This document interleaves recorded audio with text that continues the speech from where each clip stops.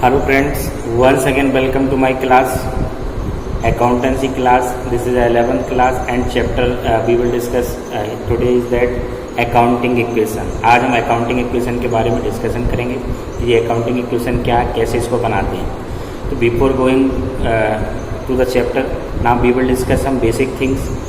Basic things मतलब कि अपन table बनाएंगे, इंक्रीज डिक्रीज क्या बढ़ रहा क्या घट रहा, उसके बाद अपन सवाल करने की कोशिश करेंगे. तो इस चैप्टर को सॉल्व करने से पहले मैं यहाँ पे एक टेबल बना के आपको बता रहा हूँ. वो टेबल आप बना लेंगे, वो टेबल को लर्न कर लेंगे, एक्सप्लेन मैं कर दूंगा, उसके बाद अपन ईजिली क्वेश्चन सॉल्व कर सकते हैं. तो देखिए वो टेबल क्या, कम टू द पॉइंट. बेटा इफेक्ट्स टेबल है, ये पर्टिकुलर है अपना. ट्रांजेक्शन क्या होगा क्या नहीं, उसका इफेक्ट क्या जाएगा वो अपन को देखना पड़ेगा. ठीक है. तो सबसे पहले स्टार्टेड बिजनेस विद कैश. कैसे अपन ने बिजनेस स्टार्ट किया, तो बेटा अपना कैश बढ़ेगा और कैपिटल बढ़ेगा. ये आप अकाउंटिंग इक्वेशन करेंगे तो बेटा कैश बढ़ेगा और कैपिटल बढ़ेगा, घटेगा कुछ भी नहीं. ये अपना पहला इफेक्ट होगा, क्योंकि बिजनेस के अंदर कैश आएगा इसलिए कैश बढ़ जाएगा. और बिजनेस की रिस्पॉन्सिबिलिटी है कि ये पैसा ऑनर को देना है, मतलब लाइबिलिटी बढ़ जाएगी, लाइबिलिटी टुवर्ड्स ऑनर. तो बेटा started business with cash, cash बढ़ेगा और कैपिटल बढ़ेगा. ठीक है. दूसरा बेटा purchase goods for cash. Purchase goods for cash, बेटा गुड्स में परचेज किया कैश में, तो ऑब्वियसली बात है अपना स्टॉक बढ़ जाएगा और कैश कम हो जाएगा, क्योंकि अपने पास स्टॉक आएगा दुकान में और कैश अपना चला जाएगा. ठीक है बेटा. नेक्स्ट बेटा परचेज गुड्स ऑन क्रेडिट. उधार माल खरीदा, तो उधार माल खरीदा, पैसा तो अपना नया गया नहीं है, तो अपने पास स्टॉक आया तो स्टॉक अपना इंक्रीज हो गया. उसके बाद बेटा अब एक रिस्पॉन्सिबिलिटी अपने ऊपर बढ़ गई है कि अपन उसको पेमेंट करें, जिससे उधार माल खरीदा. तो बेटा जिससे उधार माल खरीदते हैं उसको क्या बोलते हैं, क्रेडिटर बोलते हैं, इसलिए क्रेडिटर बढ़ जाएंगे. तो बेटा इफेक्ट क्या होगा, purchase goods on credit, stock बढ़ेगा और साथ में क्रेडिटर बढ़ेंगे. क्रेडिटर जिससे उधार माल खरीदते हैं उसको बेटा क्रेडिटर बोलते. ठीक है बेटा. नेक्स्ट बेटा sold goods for cash. Cash में किया तो किसी बात है कैश बढ़ेगा और स्टॉक कम होगा, अपने पास कैश आ जाएगा और स्टॉक चला जाएगा, सीधी सी बात बेटा. उसके बाद सोल्ड गुड्स ऑन क्रेडिट. उधार माल बेचा तो बेटा स्टॉक तो कम होना है, श्योर है, तो बेटा ये स्टॉक कम हो गया. उसके बाद पैसा नहीं आएगा, क्योंकि पैसा तो पड़ा ही नहीं है अपने पास, उधार बेचा बेटा. तो जिन व्यक्ति को उधार माल बेचते हैं वो कौन कहलाते हैं, वो बेटा कहलाते हैं डेटर्स. तो बेटा डेटर बढ़ जाएंगे. डेटर अपनी असेट्स होता है. ठीक है. तो असेट्स में डेटर का कॉलम बढ़ेगा और बेटा स्टॉक कम होगा. ठीक है बेटा. उसके बाद एक्सपेंसेस पेड. बेटा कोई सा भी एक्सपेंसेस अपन पेमेंट करें, वो एक्सपेंसेस देखिएगा, एक्सपेंसेस पेमेंट करें, चाहे सैलरी हो, रेंट हो, कमीशन कुछ भी हो, तो बेटा पेमेंट करेंगे तो किसी बात है कैश कम होगा, तो कैश कम कर दिया. दूसरा बेटा खर्चे बढ़ जाएंगे. अभी मान लो 10,000 खर्चे थे, रेंट का पेमेंट कर दिया 5,000, तो टोटल खर्चे 15,000 हुए कि नहीं हुए, तो बेटा 15,000 से ये खर्चे बढ़ जाएंगे, यानी एक्सपेंसेस बढ़ जाएगा. अब बेटा अपना क्या होता है तो formula, assets equal to capital plus liability. Accounting equation का फॉर्मूला ही होता ना, assets equal to capital plus liability. तो बेटा वो देखिएगा, अब इसमें एक्सपेंसेस का कॉलम तो होते नहीं है, तो अपन ने पेमेंट किया तो कैश कम हो गया और एक्सपेंसेस बढ़ गए. तो बेटा इधर देखिए एक्सपेंसेस लॉसेज ड्राइंग, इनसे कैपिटल कम होती है. तो बेटा सैलरी का पेमेंट किया, रेंट का पेमेंट किया, ये अपनी एक्सपेंसेज हैं और एक्सपेंसेज से कैपिटल कम होता है, इसलिए फाइनली बेटा मैंने कैपिटल कम कर दिया. ठीक है. तो बेटा expenses paid like salary, cash कम होगा और बेटा कैपिटल कम होगी क्योंकि एक्सपेंसेस बढ़ेगा. ठीक है बेटा. नेक्स्ट बेटा इनकम रिसीव. तो या जैसे जस्ट लाइक कमीशन, कमीशन अपन को रिसीव हो गया तो ऑब्वियसली बात है बेटा अपना कैश बढ़ेगा, कैश बढ़ेगा. ठीक है. अब बेटा इनकम का भी कॉलम नहीं होता, assets equal to capital plus liability, ये आपने देखा होगा. तो बेटा कैपिटल बढ़ने से इनकम बढ़ी, इन कमीशन रिसीव हुआ तो यानी कमीशन इनकम कैटेगरी में आती है, तो ऑब्वियसली बात है बेटा अपनी इनकम बढ़ गई.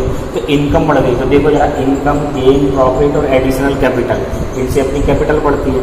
तो बेटा ये इनकम बढ़ी यानी कैपिटल बढ़ गई, ये मैंने बता दिया. अब कोई कंफ्यूजन है तो बेटा बताइएगा. Remember, o my dear, don't fear, I am here, your doubt will clear. This is my tagline. कोई भी प्रॉब्लम हो feel free to ask any type of doubts. Okay बेटा. इसको देखिए, उसके बाद अपन नेक्स्ट आगे देखते हैं और रिमेनिंग पॉइंट है उनके बारे में डिस्कशन करते हैं. चलिए बेटा अब और आगे कंटिन्यू करते हैं. इसी सीरीज में बेटा अपन 7 पॉइंट्स अपने डिस्कशन कर लिए थे, रिमेनिंग 7 पॉइंट और हैं. अगर ईमानदारी से बेटा एक टेबल लर्न हो गई तो मैं I can say with confidence definitely you will have command over the accounting equation. बेटा जो टफ पॉइंट से जो पॉसिबिलिटीज़ थी वो मैंने इस टेबल में रख दी है. ऑलमोस्ट बेटा 14 पॉइंट सफिशियंट है. लॉजिकली मैं बता रहा हूँ, आप बेटा लर्न कर लेना. ठीक है बेटा। नेक्स्ट पॉइंट देखिए बेटा, 3 जो टफ पॉइंट हैं, आउटस्टैंडिंग, एक्रूड एंड प्रीपेड, इसके बारे में अपन डिस्कशन करेंगे बेटा। Accrued, outstanding expenses, outstanding expenses मतलब बेटा देना बाकी खर्चे। तो इसके बेटा आउटस्टैंडिंग एक्सपेंसेस के अकाउंटिंग इक्वेशन में इफेक्ट्स क्या होंगे? तो बेटा अकाउंटिंग इक्वेशन में इफेक्ट क्या होंगे जरा देखिए इधर बेटा, इसके दो टुकड़े कर दो, आउटस्टैंडिंग प्लस एक्सपेंसेस। तो बेटा आउटस्टैंडिंग किस कैटेगरी में आता है? लायबिलिटी में आता है। तो देखो बेटा आउटस्टैंडिंग का कॉलम बढ़ जाएगा, किधर बढ़ जाएगा? लायबिलिटी साइड में। आउटस्टैंडिंग लायबिलिटी में आता, तो देखिए बेटा आउटस्टैंडिंग कॉलम बढ़ जाएगा लायबिलिटी साइड में। तो साथ में बेटा ये क्या एक्सपेंसेस, तो एक्सपेंसेस का कोई कॉलम बनते नहीं है। तो बेटा एक्सपेंसेस देखो जरा, एक्सपेंसेस से कैपिटल कम होती है। तो देखो बेटा मैंने कैपिटल कम कर दिया, एक्सपेंसेस बढ़ गया और एक्सपेंसेस से बेटा कैपिटल कम होती है, ठीक है। तो बेटा finally effect outstanding expenses, outstanding का कॉलम बढ़ा और कैपिटल कम हुई। कैपिटल कम इसलिए हुई क्योंकि बेटा ये एक्सपेंसेस है, ठीक है। नेक्स्ट बेटा एक्रूड इनकम, इसके भी दो टुकड़े कर दीजिए बेटा, एक्रूड प्लस इनकम। तो एक्रूड किस कैटेगरी में आता बेटा? एसेट्स में आता। तो देखो एक्रूड कॉलम बढ़ गया एसेट साइड में, ठीक है। दूसरा बेटा इनकम, इनकम से क्या होता है बेटा? कैपिटल बढ़ती है इनकम से, तो बेटा अपन कैपिटल बढ़ा देंगे। देखो ये इनकम बढ़ी और इनकम से कैपिटल बढ़ी, ठीक है बेटा। चलिए बेटा कोई कंफ्यूजन? प्रीपेड एक्सपेंसेस, अब बेटा इसके दो टुकड़े नहीं करेंगे। तो प्रीपेड किस कैटेगरी में आता? प्रीपेड बढ़ गया और बेटा किस कैटेगरी में आता? असेट्स में आता। तो मैंने असेट्स में डाल दिया। दूसरा साथ में बेटा ये एक्सपेंसेस है, तो मैं एक्सपेंसेस से कैपिटल कम नहीं करूँगा। सर ये कौन सी बात होती है? अभी तो आपने ये एक्सपेंसेस था तो कैपिटल कम करी, या इनकम था तो कैपिटल बढ़ाई। अब ये एक्सपेंसेस है तो इससे क्या दुश्मनी है? इससे कैपिटल कम क्यों नहीं हो रही? बेटा एक्सपेंसेस, प्रीपेड एक्सपेंसेस, यहाँ पर मैं कैपिटल कम नहीं करूँगा क्योंकि एक्सपेंसेस से कैपिटल कम होती है। कैपिटल कम तो होगी बट प्रीपेड का मतलब क्या? पेड फॉर नेक्स्ट मंथ और नेक्स्ट ईयर।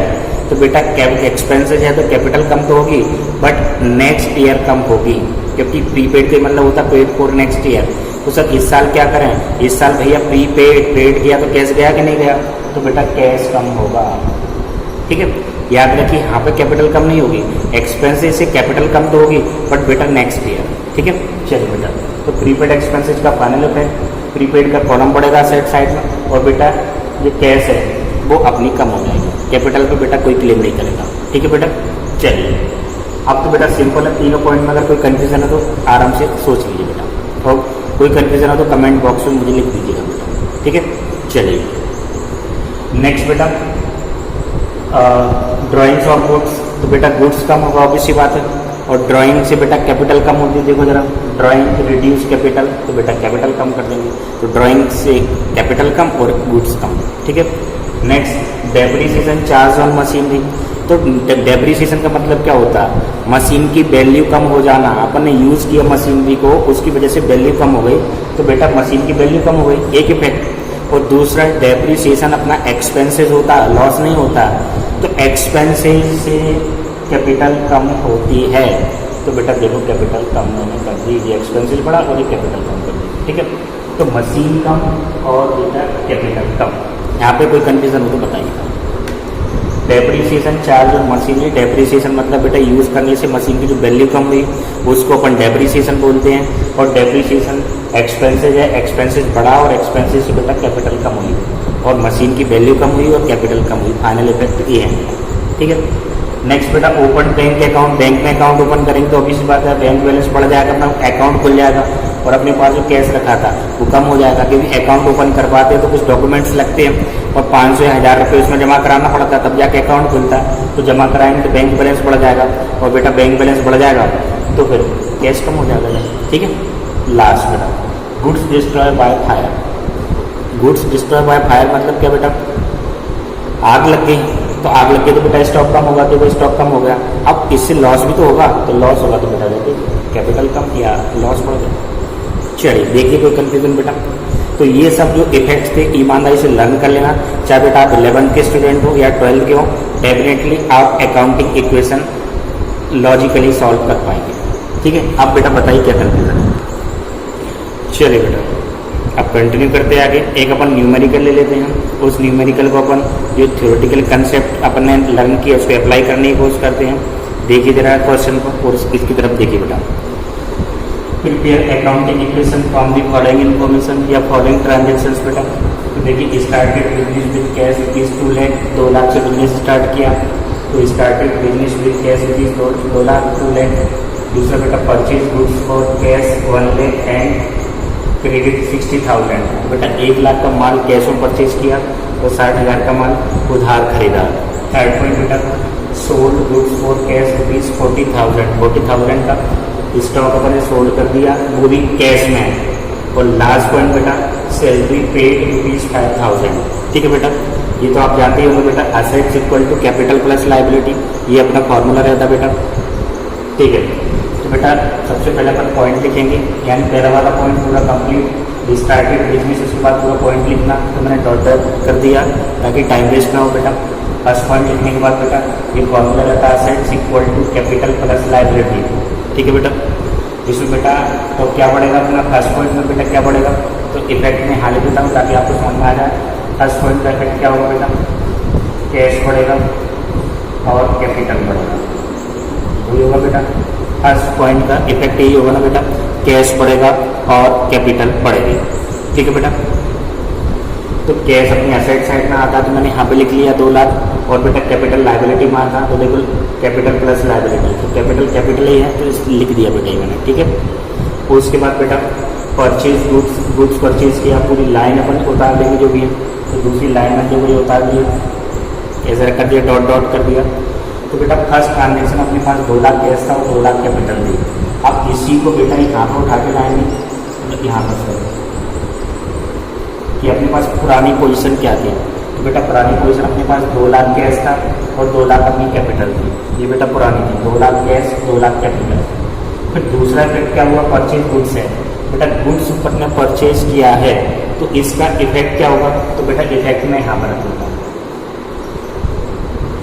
बेटा। देखिए purchase goods for cash, 1 lakh का माल बेटा परचेज किया अपन ने, तो 1 लाख का माल परचेज किया तो देखिए जरा उधार कैश में परचेज किया तो बेटा अपना कैश कम हो जाएगा 1 लाख से,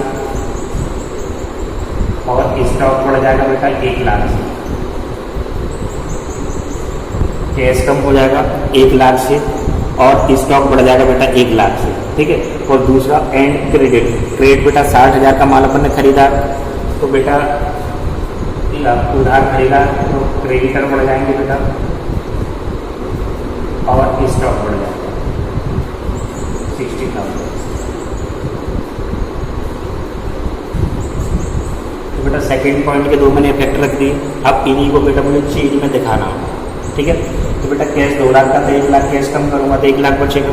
देख लो बेटा यहाँ पे कैश कम हुआ 1 लाख। ठीक है, दूसरा बेटा मेरा स्टॉक बढ़ गया, तो देखो बेटा स्टॉक 1 लाख से बढ़ा और 60,000 से बढ़ा। तो बेटा देखो यहाँ पर स्टॉक मेरा 1,60,000 से बढ़ गया। उसके बाद क्या हुआ बेटा, क्रेडिटर बढ़ा, तो देखो क्रेडिटर मैंने यहाँ पर 60,000 लिख दिया। ठीक है, प्रीवियस पोजीशन अपने पास 2 इन्फॉर्मेशन थी, ए और ए। उसके बाद बेटा ये सब अपन ने चेंज किया। देखो कोई कन्फ्यूजन हो, इनका टोटल लगाया तो बेटा 1 माइनस किया तो 1 लाख, इनका टोटल लगाया तो 160, इधर बेटा 2 लाख, इधर 60,000, 2,60,000, इधर भी 2,60,000, यानी बेटा इक्वल आ रहा है। देख लीजिए आराम से, कोई कन्फ्यूजन हो तो। अगेन रिमेंबर बेटा, o my dear don't fear, I am here, your doubt will clear. तो बेटा कोई भी डाउट हो आप पूछिए, कमेंट बॉक्स में लिखिए बेटा। ठीक है, तो बेटा ये सेकंड पॉइंट कंप्लीट होगा। देखिए कोई कन्फ्यूजन हो।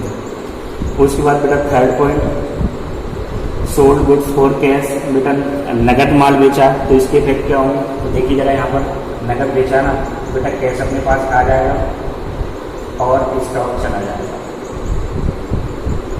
कैश आएगा, स्टॉक कम हो जाएगा, सोल्ड किया ना तो स्टॉक कम हो जाएगा। देखो जरा 1 लाख अपनी पुरानी सिचुएशन में बेटा इधर ले आया, देखो 1 लाख था अपने पास, 1,60,000, 2 लाख बेटा तो 60,000 या 60,000। ठीक है, अब बेटा इसमें अपन को चेंज करना है, तो कैश देखो सोल्ड गुड्स फॉर कैश, तो बेटा कैश बढ़ेगा और स्टॉक कम होगा।